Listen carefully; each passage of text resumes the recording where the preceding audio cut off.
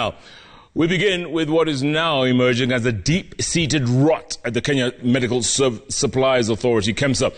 A special audit has now revealed that the authority illegally diverted billions of shillings meant for universal health coverage to purchase overpriced COVID-19 supplies. The supplies are now lying idle in the KEMSA with little prospects of finding buyers. And as our very own Sam Ogina reports, the country could now lose, get this, up to 2.3 billion shillings from the scandal. Take a look. This was the first major assignment of the newly appointed Auditor General, Nancy Gathungu. Her office charged with getting to the bottom of a scandal that has tainted the country's war against COVID-19. The report presented to the Senate showing a litany of irregularities and illegalities in the activities of KEMSA. It found that the Supplies Authority not only overprocured with no budget, but also illegally diverted funds meant for universal healthcare to purchase COVID-19 supplies at inflated prices. The report indicating that KEMSA is sitting on 97% of the stocks it received. Out of a stockpile of 7.6 billion shillings purchased, 6.2 billion shillings stockpile is still idling in their warehouses, with their value depreciating fast by the day.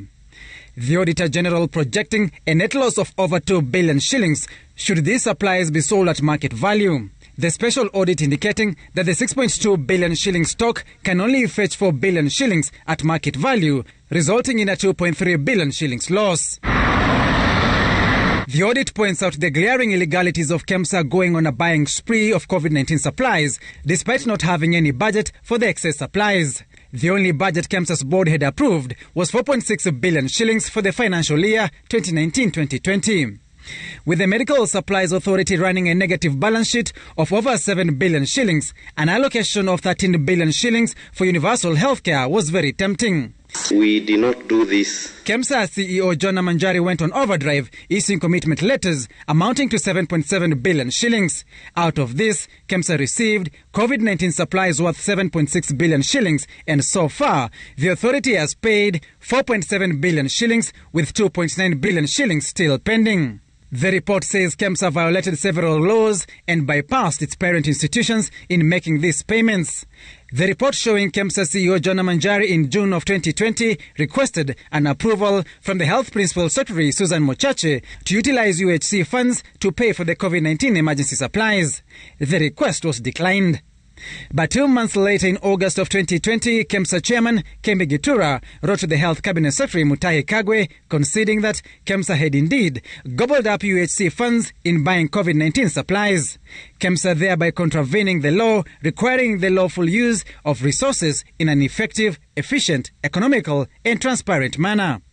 According to the damning report, KEMSA received another 3 billion shillings in supplementary budget from the Ministry of Health for COVID-19 pandemic. Treasury disbursed another 4 billion shillings to the Ministry of Health to be channeled to KEMSA specifically for COVID-19.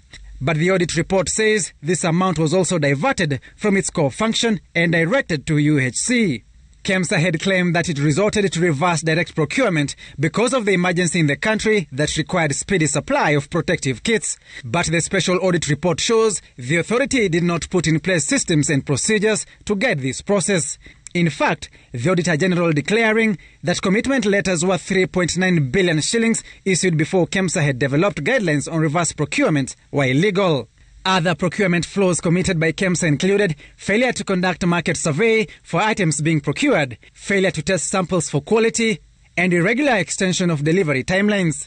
The special audit report also finding KEMSA at fault for accepting delivery of products past agreed timelines without approval, engaging suppliers not incorporated in the medical business, engaging financially unqualified suppliers, inexperienced suppliers, and pre-qualifying suppliers without evaluation and approval. The Auditor General now backing the probe by investigative bodies to establish criminality and collusion between the management and the companies that were contracted in the multi-billion scandal. The report further recommending for withholding of any payments until the veracity of the claims are confirmed and action taken against those found culpable. Sam Ogina, Citizen TV, Nairobi.